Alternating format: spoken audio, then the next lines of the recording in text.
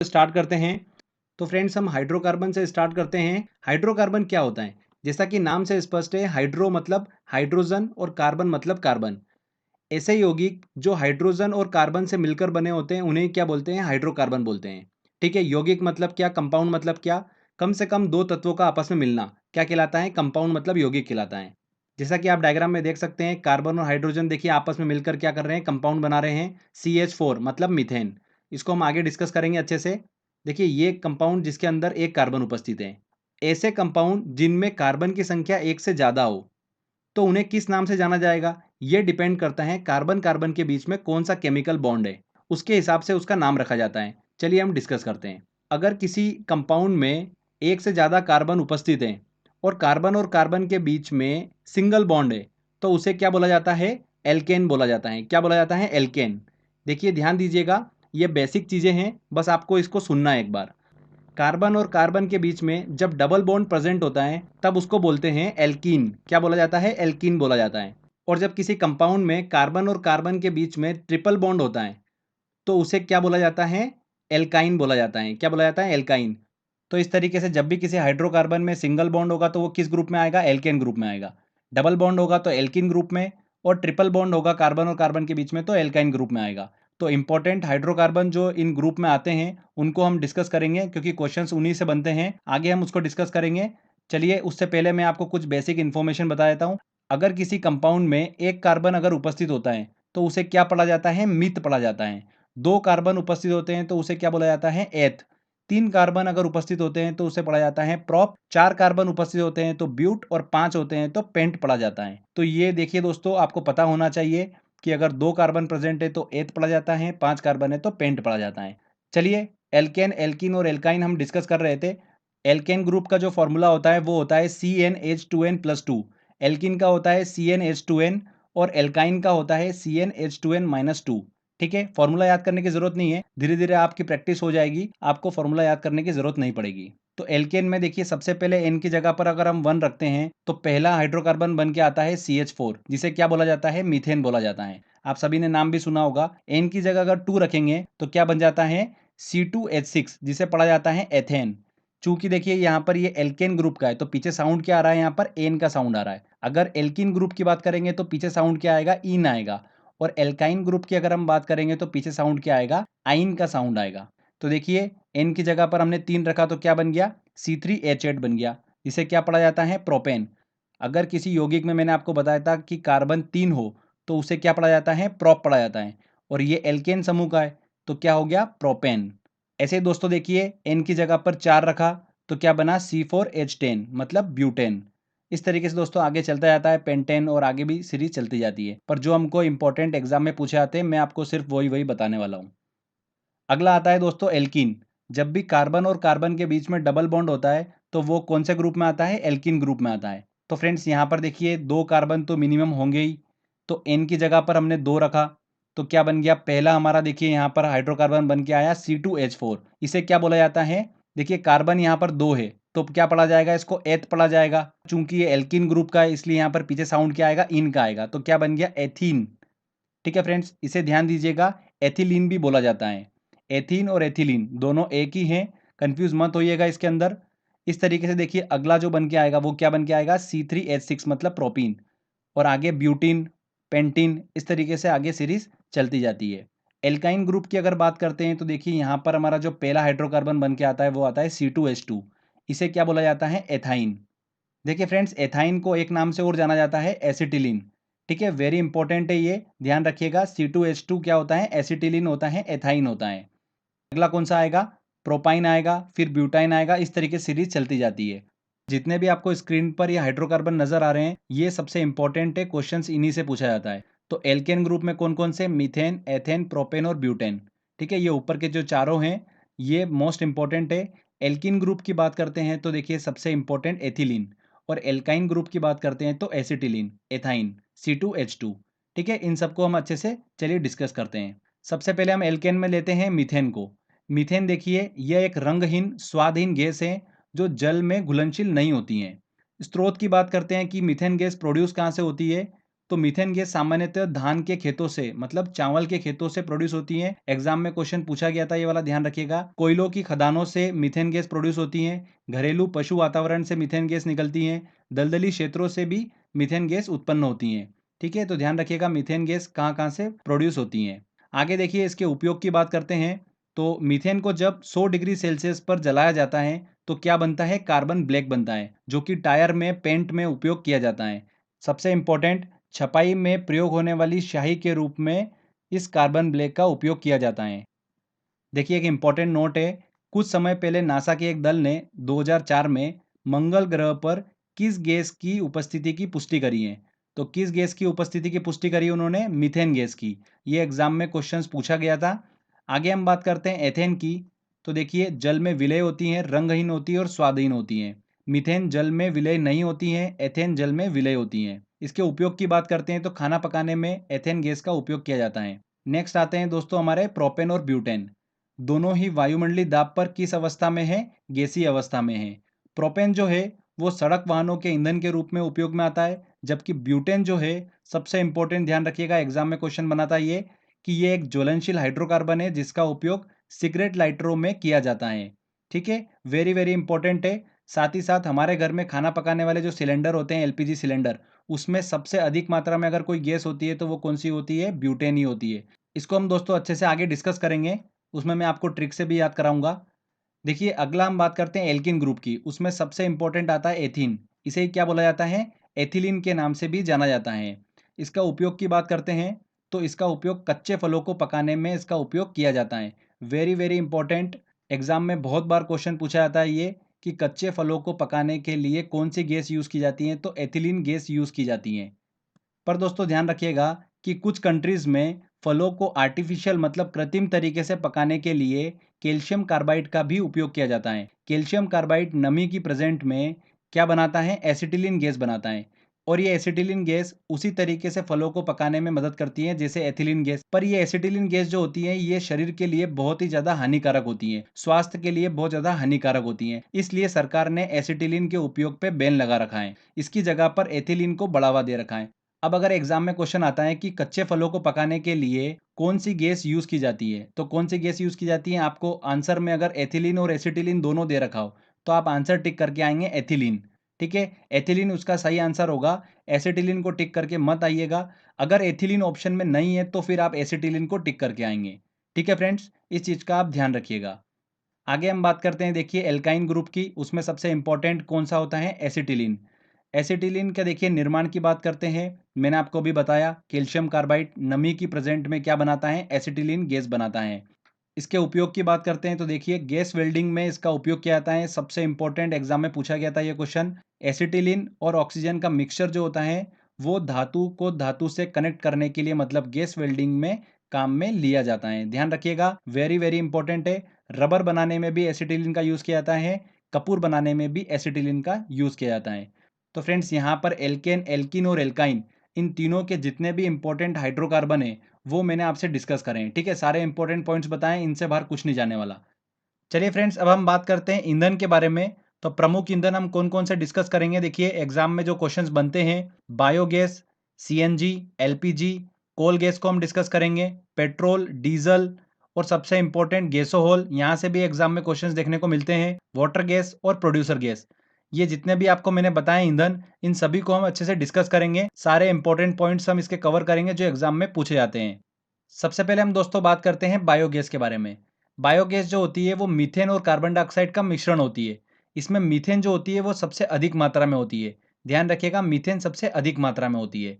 आगे देखिए बायोगैस संयंत्र जो होते हैं वो कौन सी गैस प्रोड्यूस करते हैं, तो मीथेन गैस वो प्रोड्यूस करते हैं। किस प्रक्रिया के द्वारा, तो किडवन फर्मेंटेशन प्रक्रिया के द्वारा वो मीथेन गैस प्रोड्यूस करते हैं। अब दिमाग में डाउट आ रहा होगा किडवन और फर्मेंटेशन प्रोसेस क्या होती है, तो इसको बहुत ही सिंपल लैंग्वेज में समझिए।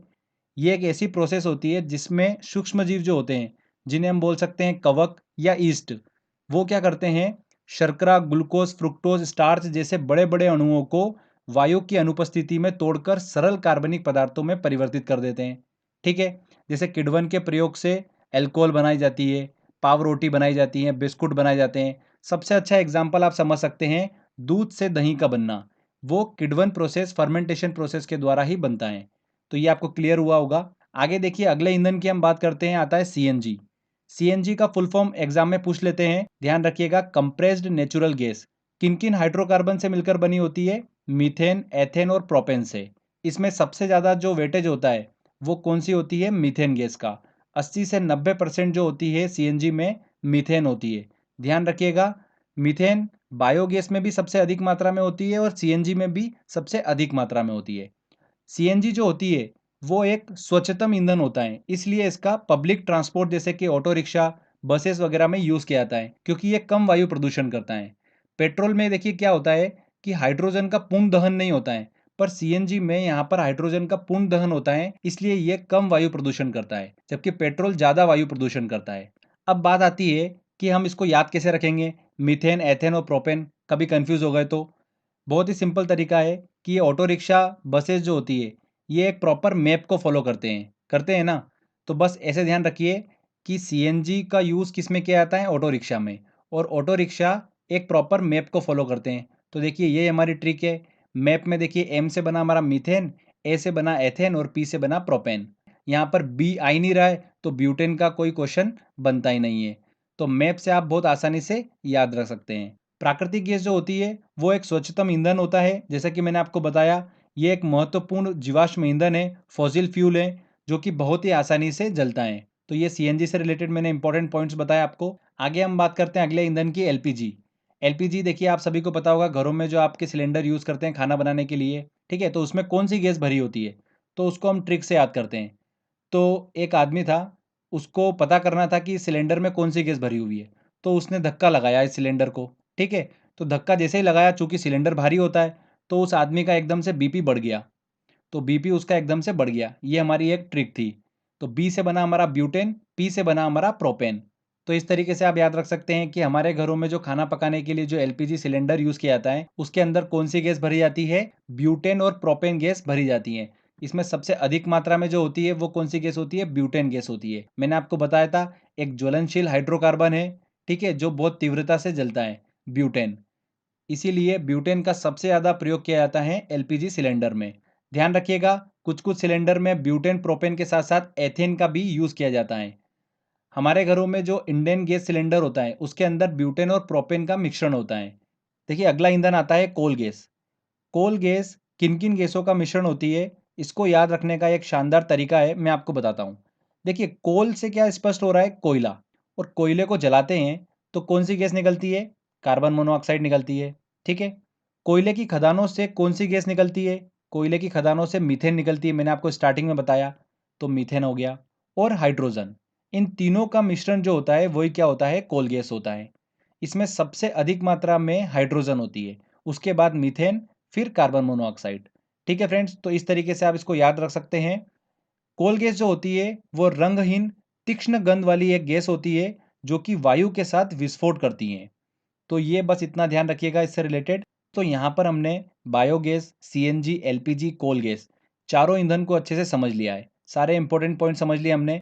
आगे के ईंधन को डिस्कस करने से पहले मैं आपको कुछ इंपॉर्टेंट पॉइंट्स बताता हूँ। कार्बन का ऐसा यौगिक, जिसमें ऐसा कंपाउंड जिसमें कार्बन की संख्या अगर 5 से 8 तक हो, तो उसे क्या बोलते हैं? पेट्रोल बोलते हैं। और पेट्रोल का दूसरा नाम ध्यान रखिएगा, गैसोलीन। दोनों एक ही हैं। एग्जाम में क्वेश्चन यहाँ से बनता है। कार्बन का ऐसा यौगिक जिसमें कार्बन की संख्या 9 से 16 तक हो, उसे क्या बोलते हैं? डीजल और मिट्टी का तेल बोलते हैं। कार्बन का ऐसा यौगिक जिसमें कार्बन की मात्रा 17 से 30 तक हो, उसे क्या बोलते हैं? मोम बोलते हैं, वैक्स बोलते हैं। और अगर किसी यौगिक में कार्बन की मात्रा 30 से अधिक है, तो उसे क्या बोलते हैं? हम असफॉल्ट बोलते हैं। असफॉल्ट का यूज जो होता है वो कहाँ पर किया जाता है? सड़क बनाने में, हवाई पट्टी बनाने में असफॉल्ट का यूज किया जाता है। अब देखिए, क्वेश्चन जो बनता है ना दोस्तों, वो बनता है पेट्रोल और डीजल से। पेट्रोल और डीजल की गुणवत्ता अगर देखना होती है कि अच्छी क्वालिटी का पेट्रोल कैसे पता करें, अच्छी क्वालिटी का डीजल कैसे पता करें, तो बहुत ही आसान तरीका होता है। पेट्रोल में देखा जाता है ऑक्टेन नंबर को, और डीजल में देखा जाता है सीटेन नंबर को। अगर पेट्रोल में हाई ऑक्टेन नंबर है, मतलब पेट्रोल जो है वो हाई क्वालिटी का है। अक्सर आप पेट्रोल पंप पे जाते होंगे, तो वहाँ पर पावर पेट्रोल अलग होता होगा और नॉर्मल पेट्रोल अलग होता होगा। तो पावर पेट्रोल में ऑक्टेन नंबर जो होता है वो ज़्यादा होता है, अच्छी क्वालिटी का पेट्रोल होता है, इसीलिए उसका चार्ज जो होता है वो थोड़ा सा ज़्यादा होता है। वैसे डीजल में देखा जाता है सीटेन नंबर को। अगर C10 नंबर हाई है तो डीजल अच्छी क्वालिटी का है। इस चीज़ को आप ध्यान रखिएगा। एग्जाम में पूछा जाता है कि ऑक्टेन नंबर बढ़ाने के लिए किसका यूज़ किया जाता है, तो किसका यूज़ किया जाता है, टेट्रा एथिल लेड का इस्तेमाल किया जाता है पेट्रोल में ऑक्टेन नंबर को बढ़ाने के लिए। ठीक है, देखिए अगला ईंधन आता है गैसोहोल। वेरी वेरी इंपॉर्टेंट है, यहाँ से एग्जाम में आजकल क्वेश्चंस बन रहे हैं, तो इसको ध्यान से सुनिएगा। जब पेट्रोल में, गैसोलीन में एल्कोहल को मिला दिया जाता है, एथेनॉल जो है वो क्या है, एक प्रकार का एल्कोहल है, इसको हम आगे डिस्कस करेंगे अभी। जब भी पेट्रोल में एथेनॉल मतलब एल्कोहल को मिला दिया जाता है तो वो क्या बनाता है, गैसोहॉल बनाता है। इसमें 90% पेट्रोल होता है और 10% एल्कोहल होता है, मतलब एथेनॉल होता है। 90% पेट्रोल और 10% एथेनॉल का मिश्रण क्या कहलाता है, गैसोहॉल कहलाता है। तो ये आपको समझ में आया गैसोहॉल किसे बोलते हैं। पर ये होता क्या है, चलिए इसको भी हम समझ लेते हैं। कार या अन्य वाहनों में ईंधन का एक अल्टरनेटिव ऑप्शन है। गैसोहॉल जो होता है वो पेट्रोल की तुलना में कम कार्बन मोनोऑक्साइड को प्रोड्यूस करता है। कार्बन मोनोऑक्साइड जो होता है वो पेट्रोल ज़्यादा प्रोड्यूस करता है, गैसोहॉल जो होता है वो कम कार्बन मोनोऑक्साइड और सल्फर डाइऑक्साइड को प्रोड्यूस करता है। दोनों सबसे खतरनाक होती है, वायु प्रदूषण सबसे ज़्यादा करती है कार्बन मोनोऑक्साइड और सल्फर डाइऑक्साइड। पर गैसोहॉल जो होता है वो कार्बन मोनोऑक्साइड और सल्फर डाइऑक्साइड दोनों को कम प्रोड्यूस करता है।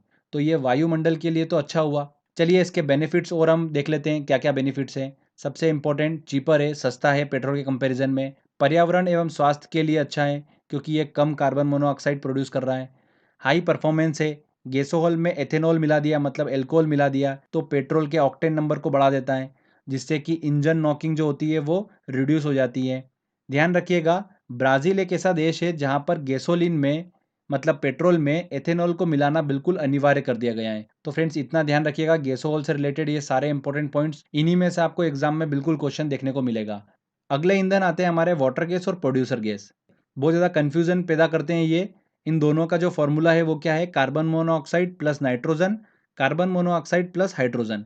तो कौन सा किसका फॉर्मूला है, चलिए हम ट्रिक के माध्यम से देखते हैं।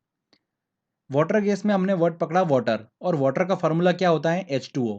मतलब कहीं ना कहीं हाइड्रोजन आ रहा है, तो कार्बन मोनोऑक्साइड प्लस हाइड्रोजन, ये किसका फार्मूला होगा, वाटर गैस का फार्मूला होगा।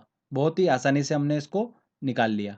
ऐसे ही कार्बन मोनोऑक्साइड प्लस नाइट्रोजन किसका फार्मूला होगा, प्रोड्यूसर गैस का होगा। तो फ्रेंड्स इनके फॉर्मूले जो है वो डायरेक्टली एग्जाम में पूछ लेते हैं कि वाटर गैस का फॉर्मूला क्या है, प्रोड्यूसर गैस का फॉर्मूला क्या है, और दोनों जो है ये ईंधन की तरह काम में लिए जाते हैं। तो देखिए फ्रेंड्स, यहाँ पर हमारा ईंधन वाला सेक्शन कंप्लीट होता है। सारे जितने भी थे हमने अच्छे से डिस्कस कर लिए हैं। आगे हम बात करते हैं अब एल्कोहल के बारे में। यहाँ से भी एग्जाम में क्वेश्चन बन जाता है। तो एल्कोहल क्या होता है, जब कार्बनिक यौगिक से एक या एक से ज़्यादा हाइड्रोजन का रिप्लेसमेंट कर कर OH समूह को ऐड कर दिया जाता है उसके स्थान पर, तो बनने वाला जो यौगिक होता है, कंपाउंड होता है, वो क्या कहलाता है, एल्कोहल कहलाता है। चलिए डायग्रामेटिकली देख लेते हैं। ये क्या है, मीथेन है, CH4। इसमें से देखिए हाइड्रोजन का हमने रिप्लेसमेंट कर दिया और इसकी जगह पर क्या आ गया, OH समूह आ गया। तो दोस्तों देखिए यहाँ पर ये क्या बन गया, एल्कोहल बन गया। तो इसका नाम क्या होगा, मीथेन था। OH समूह अगर जुड़ता है तो उसमें ऑल का साउंड जुड़ जाता है, ऑल का साउंड। तो क्या बन गया ये, मेथेनॉल। क्या बन गया दोस्तों, मेथेनॉल।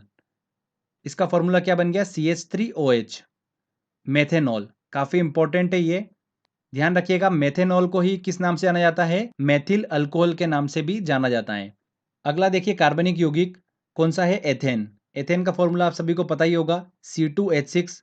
इसमें से देखिए हाइड्रोजन का रिप्लेसमेंट कर दिया, इसकी जगह पर कौन सा समूह आ गया, OH समूह जुड़ गया। तो ये क्या बन गया दोस्तों, ये बन गया एथेनॉल। ठीक है फ्रेंड्स, हमको दो ही एल्कोहल डिस्कस करना है, मेथेनॉल और एथेनॉल। क्वेश्चंस यहीं से बनते हैं। एथेनॉल का फॉर्मूला क्या होता है, C2H5OH। इसे ही क्या बोला जाता है, शराब बोला जाता है। किसको, एथेनॉल को। एथेनॉल को एथिल अल्कोहल के नाम से भी जाना जाता है। तो कंफ्यूज मत होइएगा, अगर मेथिल अल्कोहल आएगा एग्जाम में तो मतलब मेथेनॉल है वो, एथिल अल्कोहल आता है तो एथेनॉल है। तो इसको लेकर आप कंफ्यूज मत होइएगा। तो इन दोनों को हम अच्छे से डिस्कस करते हैं, इन दोनों के उपयोग और इन दोनों की जो प्रॉपर्टीज़ है उनको हम अच्छे से डिस्कस कर लेते हैं। मेथेनॉल को ही वुड स्प्रिट के नाम से जाना जाता है। एग्जाम में क्वेश्चन बनाता है ये SSC में, ध्यान रखिएगा। वुड स्प्रिट के नाम से किसे जाना जाता है, मेथेनॉल को। मेथेनॉल जो होता है वो बहुत ही ज़्यादा विषैला होता है, मतलब पीने योग्य नहीं होता है मेथेनॉल। जब मेथेनॉल में एथेनॉल और पिरिडिन को मिक्स कर दिया जाता है तो ये क्या बना लेता है, जहर बना लेता है, जिसको पीने से इंसान की मृत्यु हो जाती है। तो ये मेथेनॉल से रिलेटेड मैंने आपको इंपॉर्टेंट पॉइंट्स बताएं। एथेनॉल की बात करते हैं तो इसे क्या बोलते हैं, शराब बोलते हैं। एथिल अल्कोहल को शक्कर के किण्वन से प्राप्त किया जाता है। स्टार्टिंग में मैंने आपको बताया था कि अल्कोहल को प्राप्त करने की प्रोसेस जो होती है वो क्या होती है, किण्वन प्रोसेस ही होती है, फर्मेंटेशन प्रोसेस ही होती है। इसके उपयोग की बात करते हैं तो गैसोहॉल बनाने में मैंने आपको बताया था अभी कि 90% पेट्रोल में जब 10% एथेनॉल को मिला देते हैं तो वो क्या बना लेता है, गैसोहॉल बना लेता है। और साथ ही साथ देखिए पॉलिश बनाने में, साबुन बनाने में, पीने की विभिन्न मदिराओं में, मरे हुए जीवों को संरक्षित रखने में भी एथेनॉल का यूज़ किया जाता है।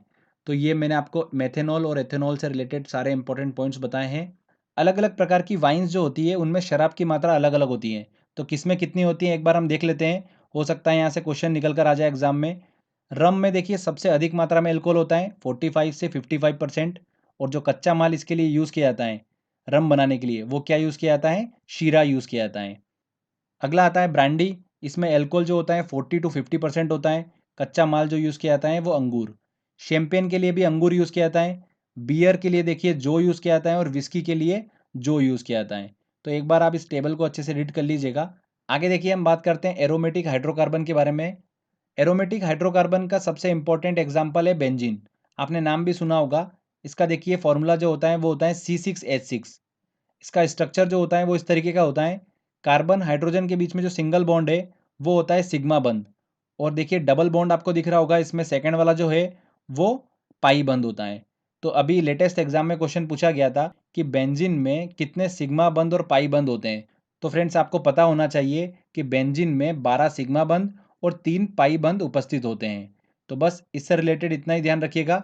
तो फ्रेंड देखिए यहाँ पर हमारा ये थ्योरी सेक्शन कंप्लीट होता है। अच्छे से हमने हाइड्रोकार्बन, एल्कोहल और ईंधन तीनों को अच्छे से डिस्कस करा है। आई होप आपने अच्छे से समझा होगा। चलिए अब हम टेस्ट की तरफ चलते हैं और देखते हैं कि जो प्रीवियस ईयर एग्जाम में जो क्वेश्चंस पूछे गए हैं वो क्वेश्चंस हम कितने सॉल्व कर पाते हैं। चलिए हम टेस्ट को स्टार्ट करते हैं। देखिए पहला क्वेश्चन है, सिगरेट लाइटर में निम्नलिखित में से कौन सी गैस प्रयुक्त होती है।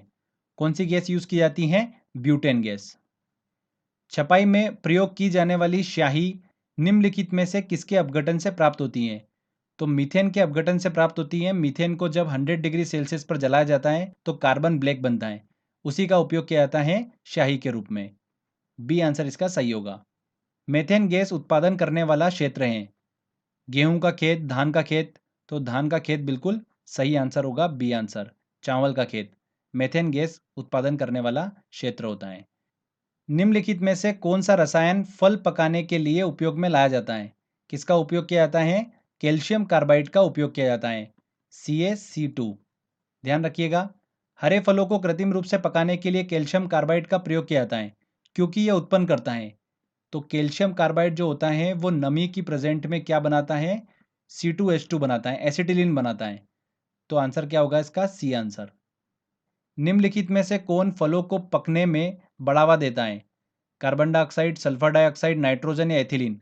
ऑब्वियस सी बात है, एथिलीन जो होता है वो फलों को पकने में बढ़ावा देता है। इसका फॉर्मूला क्या होता है, C2H4।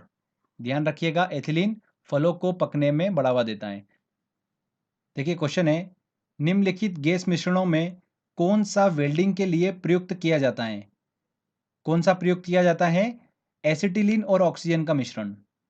हमने डिस्कस करा था, एसिटिलीन और ऑक्सीजन का मिश्रण जो होता है वो वेल्डिंग के लिए प्रयुक्त किया जाता है। अगला देखिए, बेंजीन के लिए निम्न में से कौन सा कथन सत्य है। इसमें 6 सिग्मा व 6 पाई बंद होते हैं, गलत। इसमें 12 सिग्मा बंद होते हैं और 3 पाई बंद होते हैं। तो आंसर कौन सा होगा, बी आंसर सही होगा। एथिल अल्कोहल में निम्न को मिलाकर जहर बनाया जाता है। किसको मिलाया जाता है, एथिल अल्कोहल, मेथिल अल्कोहल और पिरिडीन। तीनों मिलकर क्या बनाते हैं, जहर बनाते हैं। तो देखिए आंसर, मेथेनॉल मतलब वही मेथिल अल्कोहल, और पिरिडीन और एथिल अल्कोहल। तो बी आंसर इसका सही होगा। चलिए नेक्स्ट क्वेश्चन लेते हैं। निम्नलिखित में से किसको वुड स्प्रिट कहा जाता है। किसको कहा जाता है, मेथिल अल्कोहल को। शीरा किसके उत्पादन के लिए अति उत्तम कच्चा माल है। शीरे का यूज किया जाता है रम बनाने में, मतलब एल्कोहल। सी आंसर सही होगा। कैल्शियम कार्बाइड जल से क्रिया करने पर देता है, क्या देता है, एसिटिलीन गैस देता है। D answer. निम्नलिखित में से कौन जीवाश्म ईंधन है। कौन सा जीवाश्म ईंधन है, फॉसिल फ्यूल है, प्राकृतिक गैस। ऑक्टेन संख्या गुणवत्ता का माप होती है। ऑक्टेन संख्या किसके देखते हैं हम? पेट्रोल की। ठीक है, पेट्रोल की अगर ऑक्टेन संख्या जो है वो ज़्यादा है मतलब अच्छी किस्म का पेट्रोल है। और डीजल के लिए क्या देखते हैं? C10 number. बायोगैस संयंत्र से निष्कासित निम्नलिखित में से कौन सी गैस ईंधन गैस के रूप में उपयोग में आती है? तो बायोगैस से देखिए कौन सी गैस निष्कासित होती है? मेथेन। आंसर क्या होगा? C answer. अगला क्वेश्चन लेते हैं।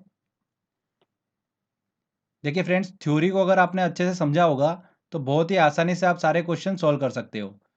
बायोगैस का मुख्य घटक क्या है? बायोगैस में सबसे अधिक मात्रा में क्या होता है?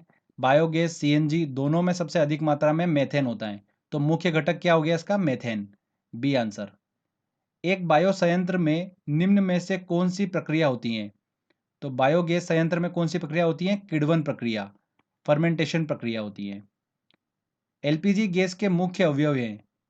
एलपीजी गैस में देखिए हमने ट्रिक क्या बनाई थी कि वो एलपीजी को धक्का मारता है तो उसका बीपी बढ़ जाता है। तो बी से बना ब्यूटेन, पी से बना प्रोपेन, और कहीं कहीं पर क्या होता है? एथेन को भी यूज किया जाता है। तो देखिए एथेन, प्रोपेन और ब्यूटेन। आंसर क्या होगा इसका? सी आंसर इसका बिल्कुल सही होगा। चलिए अगला क्वेश्चन लेते हैं। एलपीजी में सबसे अधिक मात्रा में क्या होता है? एलपीजी में देखिए सबसे अधिक मात्रा में क्या होता है? ब्यूटेन होता है। इंडियन गैस एलपीजी मिश्रण है। किसका मिश्रण होती है वो? ब्यूटेन और प्रोपेन का। सिलेंडरों में खाना पकाने वाली गैस किस रूप में भरी जाती है? इस चीज को ध्यान रखिएगा, तरल अवस्था में भरी होती है गैस। अगला क्वेश्चन लेते हैं। सीएनजी है कंप्रेस्ड नेचुरल गैस। आंसर क्या होगा? A answer. स्वचालित वाहनों में प्रदूषण नियंत्रण हेतु प्रयुक्त सीएनजी में मुख्यतः उपस्थित होता है। तो सीएनजी में सबसे मुख्यतः क्या होता है? CH4 मतलब मीथेन होता है। तो आंसर क्या होगा इसका? A answer. गैसोहॉल हैं। क्या है गैसोहॉल? जब पेट्रोल में अल्कोहल को मिला दिया जाता है। तो पेट्रोल और अल्कोहल मतलब एथिल अल्कोहल प्लस पेट्रोल, क्या होगा? ए आंसर होगा। 10% इसके अंदर क्या होता है? एथिल अल्कोहल होता है और 90% क्या होता है? पेट्रोल होता है। इसी का मिश्रण क्या कहलाता है? गैसोहॉल कहलाता है। देखिए अगला क्वेश्चन यूपीपीसीएस 2016 में पूछा गया था, फिर रिपीट हुआ ये। गैसोहॉल एक मिश्रण है। किसका मिश्रण है? गैसोलीन मतलब पेट्रोल और एथेनॉल का। B answer. कार के इंजन में नॉकिंग से बचने के लिए निम्न में से कौन प्रयोग में लाया जाता है? तो नॉकिंग से बचने के लिए क्या प्रयोग में लाया जाता है? Tetra ethyl lead. Tetra ethyl lead जो होता है वो पेट्रोल में ऑक्टेन संख्या को बढ़ा देता है, जिससे इंजन की नॉकिंग जो होती है वो रिड्यूस हो जाती है। निम्नलिखित में से किस देश ने गैसोलीन में इथेनॉल मिश्रित करना कानूनन अनिवार्य कर दिया है? किसने अनिवार्य कर दिया है? ब्राजील ने। ब्राजील जो देश है वो गैसोलीन के साथ में 25% एथेनॉल जो है वो यूज करता है। तो सबसे अधिक मात्रा में जो एथेनॉल यूज करता है वो कौन सा है? ब्राजील है। ठीक है, इस चीज को भी ध्यान रखिएगा। अगला क्वेश्चन लेते हैं। निम्नलिखित में से कौन सा तत्व सभी कार्बनिक यौगिकों में मिलता है? कौन सा मिलता है? कार्बन। ए आंसर बिल्कुल सही होगा। देखिए अगला है, दूध को दही के रूप में खट्टा करना इसका एक उदाहरण है। किसका उदाहरण है? फर्मेंटेशन मतलब किण्वन का उदाहरण है। डीजल की गुणवत्ता किससे अभिव्यक्त की जाती है? तो अगर डीजल की गुणवत्ता देखना होती है तो क्या देखते हैं? C10 संख्या देखते हैं। C10 नंबर देखी जाती है। C10 नंबर अगर ज़्यादा होगा तो डीजल अच्छी क्वालिटी का होगा। ओके, तो ए आंसर इसका सही होगा। अगर यहाँ पर पेट्रोल पूछता तो ऑक्टेन नंबर देखा जाता।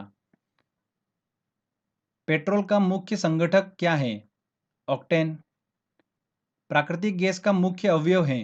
प्राकृतिक गैस का देखिए क्या मुख्य अवयव होता है? मीथेन होता है। कच्छ स्थानों में वनस्पति के अपघटन के कारण उत्पन्न गैस है। कौन सी गैस उत्पन्न होती है? मीथेन गैस उत्पन्न होती है। डी आंसर इसका सही होगा। देखिए क्वेश्चन है, प्राकृतिक गैस और बायोगैस दोनों में कौन सी गैस होती है? मीथेन, ब्यूटेन, हाइड्रोजन या कार्बन मोनोऑक्साइड? तो ऑब्वियस सी बात है मीथेन होती है। देखिए अगला क्वेश्चन है, यहाँ पर देखिए आपका बेसिक यूज होगा। अगर आपने लेक्चर ध्यान से देखा होगा तो उसमें बेसिक चीज मैंने बताई है, उसकी हेल्प से आप क्वेश्चन सॉल्व कर लोगे। एथाइन एक उदाहरण है। एथाइन देखिए कौन से ग्रुप का है? एल्काइन ग्रुप का है। ठीक है, और एल्काइन ग्रुप में क्या होता है? ट्रिपल बॉन्ड होता है। तो त्रिआबंध वाले यौगिक का उदाहरण है। ए आंसर इसका सही होगा। निम्नलिखित ईंधनों में कौन सा एक गैस वेल्डिंग के प्रयोग में आता है?